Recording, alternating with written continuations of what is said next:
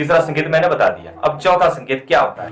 तो दोस्तों, आपने जब भी किसी भी देवता की पूजा की तो आप जानते हैं कि आपने सर्वप्रथम क्या कार्य किया। आप धूप जलाते हैं, दीप जलाते हैं, अगरबत्ती जलाते हैं, जैसा जैसा जिसका माध्यम है उसी प्रकार से पूजा शुरू करते हैं। तो तीसरे नंबर के संकेत में आपने जाना, यदि ज्योति जो आपके सामने जली है और ज्योति के सामने आपने कोई भी पूजा की और उसी समय एकदम से ज्योति का प्रकाश बढ़ जाए या बिजली की भांति ज्योत जलने लगे या किसी भी प्रकार से उस वातावरण में कुछ अलग सी बात हो, तो सीधी सी बात है कि आपके जिन इष्ट के प्रति आप पूजा कर रहे हैं उन्हें स्वीकार्य हो जाती है।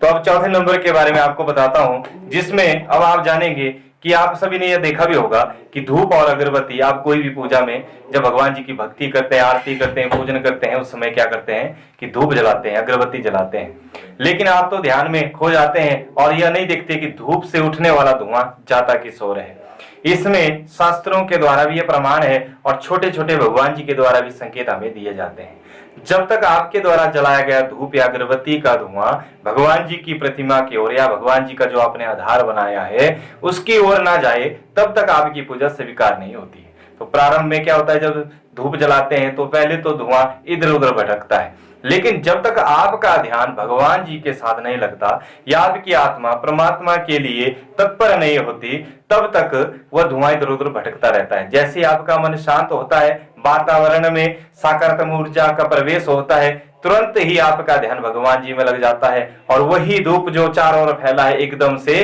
प्रतिमा की ओर या आपके आधार की ओर चल पड़ता है। तो ये छोटा सा संकेत है भगवान जी का कि यदि वो धूप भगवान जी की प्रतिमा की ओर चल पड़े तो समझिए आपकी पूजा उसी समय स्वीकार हो जाती है, भगवान जी को धूप अर्पित हो जाता है। तो इस प्रकार से हमारा चौथा संकेत पूरा हो जाता है। अब बात आती है पांचवें संकेत की। पांचवा क्या संकेत है? मान लीजिए आप किसी भी प्रकार की पूजा में बैठे हैं, भगवान जी का भजन कीर्तन कर रहे हैं, आपने किसी भी स्वरूप के भगवान जी की पूजा अर्चन कर ली है,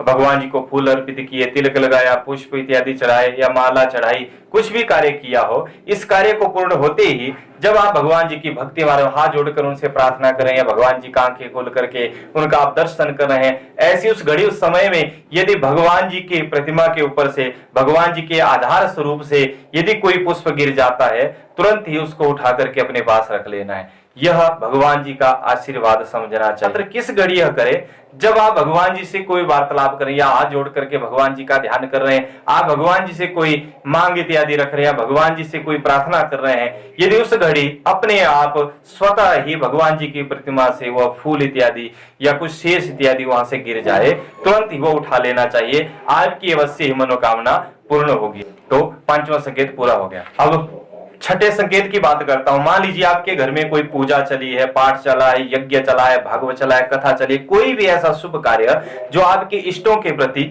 वह होना है, तो इस कार्य हेतु क्या होता है, जब कार्य शुरू होता है तब भी और जब कार्य समाप्त होता है तब भी उस घड़ी आरती इत्यादि की जाती है। तो आरती के उस घड़ी उस क्षण में यदि आरती करते हो, जैसे आप आरती का गुणगान कर रहे हैं, भगवान जी का कीर्तन कर रहे हैं, भगवान जी स्तोत्रों से स्तुति कर रहे हैं और आरती इत्यादि घुमा रहे हैं, ऐसी उस घड़ी में यदि कोई उड़ता हुआ पक्षी उस स्थान पर आ जाए या कोई पशु जैसे गाय इत्यादि उस स्थान पर आ जाए, तब उनको शुभ संकेत मानना चाहिए। और यदि गाय आए तो गाय के लिए रोटी इत्यादि जरूर डालें, यदि पक्षी आए तो उनके लिए अन्न इत्यादि चावलों के दाने इत्यादि जरूर उन्हें डालें, क्योंकि यह प्रमाण है शास्त्रों का कि यदि उस घड़ी उनका निरादर हो जाए तो आपके चाहे 1 दिन का अनुष्ठान हो, 10 दिन का अनुष्ठान हो, यदि उस समय उन चीजों का जो आरती के समय प्रस्तुत हुए यदि उनका निरादर हो जाए तो आपकी पूजा विफल हो जाती है। लेकिन उनको यदि कुछ ना कुछ आप भोग इत्यादि लगा देते हैं तो अवश्य ही वह पूर्ण हो जाता है। गाय इत्यादि आ जाए तो यदि हो सके तो उनके पांव इत्यादि धुला ले, नहीं हो सकता तो केवल मात्र कुछ ना कुछ खाने को तो जरूर है। और दूसरी ओर पक्षियों के लिए आप दाना इत्यादि जरूर डालें और पानी इत्यादि पीने के लिए भी जरूर रखें। तो छठा हमारा जो यह संकेत था पूरा हो चुका है। अब अंतिम और 7वां संकेत मैं आपसे कहूंगा, तो इसके बारे में आप विचार जरूर करना। 7वां हमारा संकेत क्या है? जब आप आरती इत्यादि में बहुत सारे परिवार सहित सम्मिलित हुए हैं, इकट्ठे हुए हैं, ध्यान पूर्वक भगवान जी की आरती इत्यादि कर रहे हैं, आरती की थाली घुमाई जा रही है, अब आरती के 1-2 चरण आपने पूरे किए, उस समय यदि आपके घर का बालक हो या बालिकाओं बिना मतलब के हंसता है, तो समझ लीजिए आपके इष्टों के द्वारा आपको आशीर्वाद उसी घड़ी मिल गया।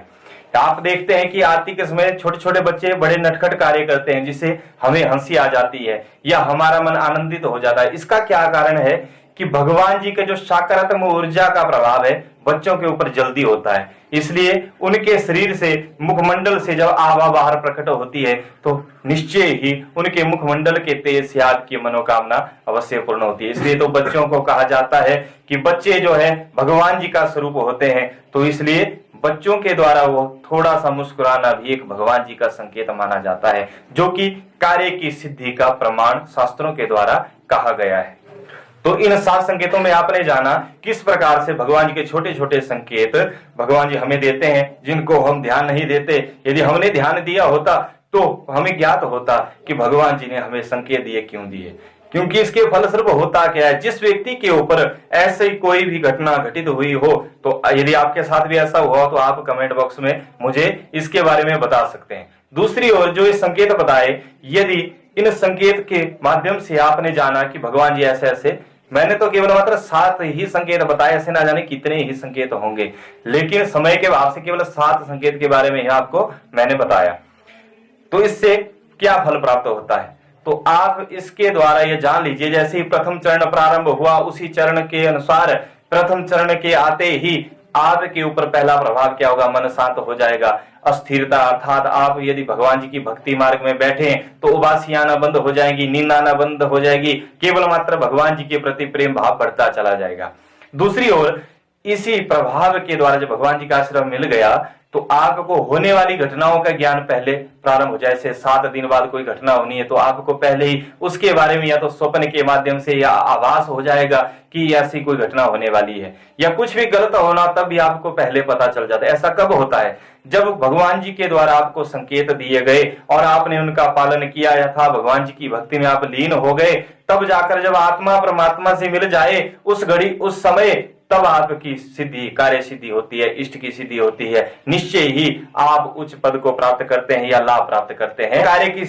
सिद्धि हो जाती है, तो अभिष्ट की सिद्धि तो हुई ही। तो अपने परमात्मा, अपने इष्ट, अपने कुल देवता कुल देवी का ध्यान करते हुए नित्य प्रतिदिन जब भी समय लगे, मैं ये नहीं कहता प्रातः बहुत जल्दी उठ जाएं तब जाकर आप पूजा करें, जब भी आप उठें, जिस भी घड़ी जिस समय आपको समय लगे तब भगवान जी का, अपने कुल देवता कुल देवी का, जिस भी इष्ट को आप मानते हो उनका थोड़े से समय के लिए चिंतन अवश्य ही करें। ना जाने किस घड़ी आपका साथ दे दें और आपको जगत में उन्नति के मार्ग पर ले जाए। तो ये आज की हमारी वीडियो यहीं पर पूरी होती है।